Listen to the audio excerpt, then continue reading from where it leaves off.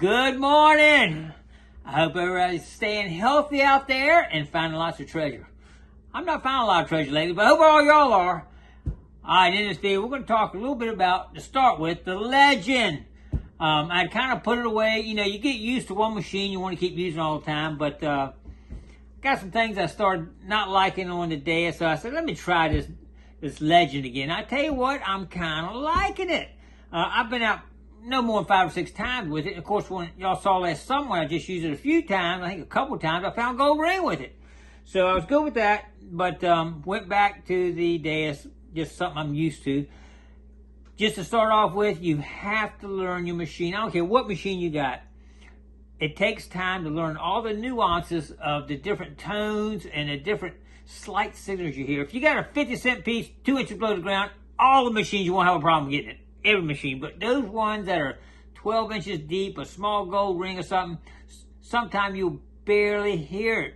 But you got to know between the number and the sound and do a little 90-degree check what to dig or not. And I have dug a lot of gold where I barely heard it.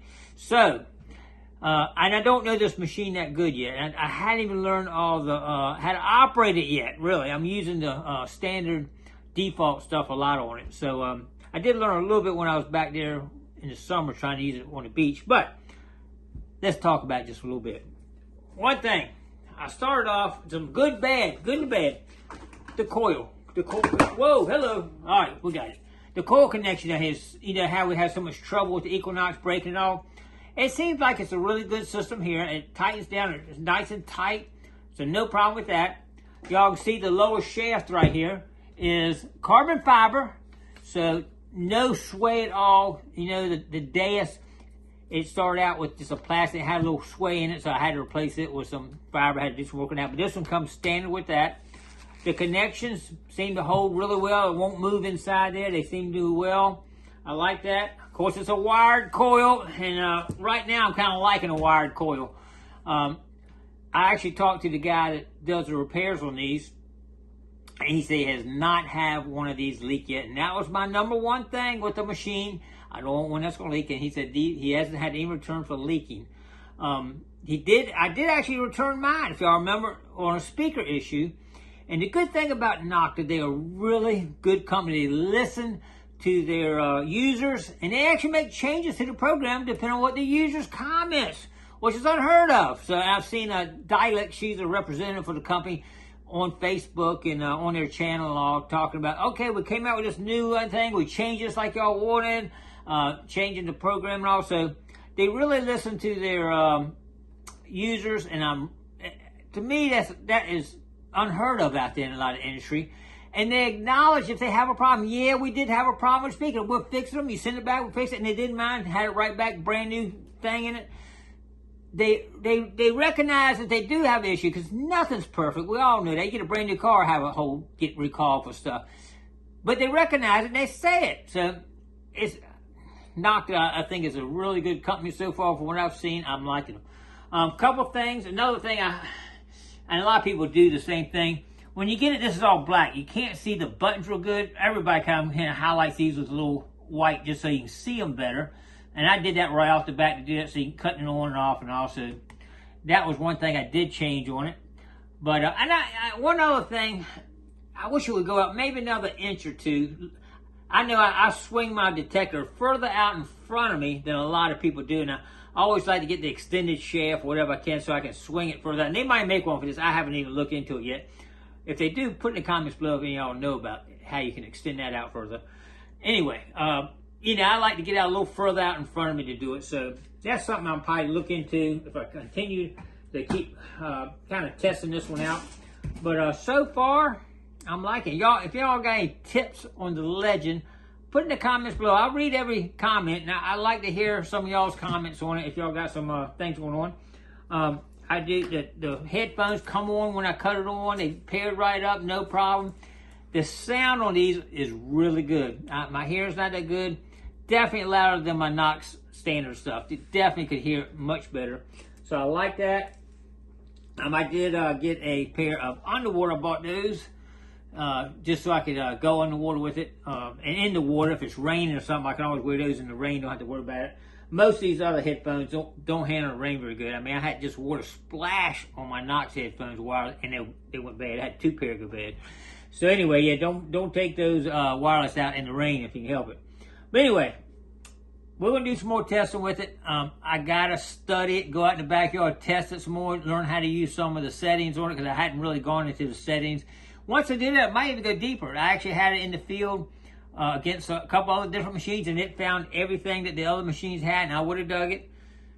So far, so good. So I'll keep you up to date on what else I learn on the Legend. Extreme scoops. I know some of y'all have asked me about some extreme scoops, when they can get in, because they've been out. They got them. So any of y'all interested in an extreme scoop, you might want to go ahead and go, because I don't know how long they'll last. He does have some, I just looked, some stainless steel and titanium available right now. But anyway, they were out for a long time. They are available. So extremescoops.com. That's XTREME scoops.com. Check it out.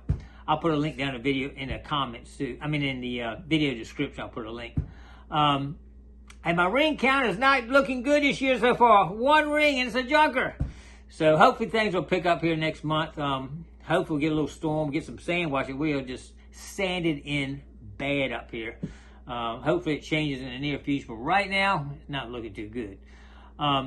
Silver bullets. Y'all saw my sterling silver bullets. There's still a couple left. I'll put a link down in the video description. If you're interested, I'll put a picture up there. My daughter actually wraps them and put some silver wire on them. I always make her use silver. It's not plated, it's silver wire on them, and puts a loop in it where you can actually hang it if you want to wear it as a necklace and all. So they do have, I think, only one of those left that hang, and one of the regular sterling silver bullets. So I'll put a link in the description below.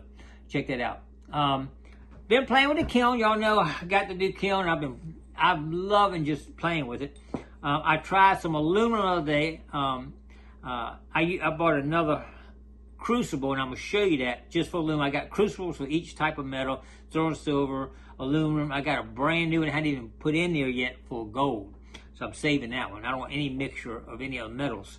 I do have another one that I might melt some brass in, and I'll show you that in a minute. But anyway, I've tried playing with it, making a U.S. plate out of aluminum, just kind of toying around. That video will be coming out. And it didn't turn out too bad, but I'm trying to learn how to do it. So I might want to make a buckle out of sterling silver, which would be kind of cool, I think. Right now, I'm just practicing with aluminum. Aluminum probably doesn't flow as good as the sterling. It didn't seem like when I was pouring it didn't flow as good. But anyway, we'll see how that goes. But we're gonna be playing with it some more and see how we do. Had a couple bloopers, but hey, we're getting there slowly but surely. Just want to tell you too, real quick, if one of y'all do have one of these or get one, they do make different quality crucibles. This is the one I was melting sterling silver in. As you can see, it's kind of still, it's starting, you feel a little bit of stuff coming off on your hand, but it's still looking good. Now this is one I got. It was cheaper, but cheaper is not always better. If you notice, it's kind of, and I hadn't used this one as much as the other one, but it's already starting to, you feel like it's starting to deteriorate a little bit. And they say these are only good for a few, heating up, you know. But I think the difference is they use the size of the graphite they use before they put it together. This looks like chunky graphite, and this is like real fine graphite. I think that's the difference. You can see more stuff kind of coming off this one, so it's slowly starting to deteriorate. When you bring these up 2,200 degrees, how many times will it take that? I mean, it's hot. But anyway, I just want to tell you, if you do get those, you know, they do come in different qualities. I get the better quality. I've got 2 good qualities and 2 other qualities. So we'll see how they play out. I don't want one to crack inside my kiln and liquid metal to go inside my kiln, that's for sure. So I'm not sure how long I should use it before I replace it, but we will have to replace it at some point. Excuse me. Hey guys, have y'all ever had a tooth extracted? I just got to tell you this quick story, man. First time I had a tooth extraction, just the other day actually. A molar, oh my God.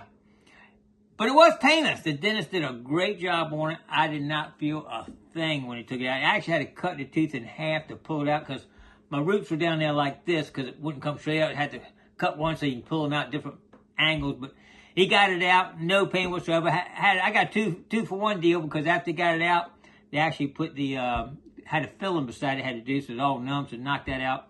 But my question to y'all is this. I'm thinking about getting an implant. Have any of y'all had an implant? If you got any input on implants, put it down below for me so I can start doing some research, because I'm considering one, but I just don't know anything about them. So we'll have to check that out. Find of the week.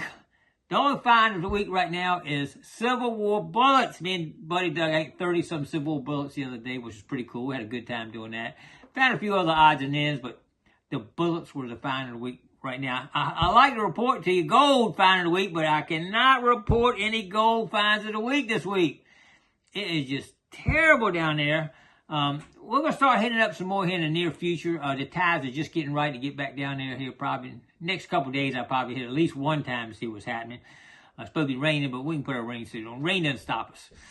So we'll check that out this week, see how we're doing. But anyway, I think that's going to wrap it up for right now. We got a lot coming up with the kiln. We'll try to get out. I got a couple of permissions I'm working on. We'll try to get out. Different adventure every day. We're doing something.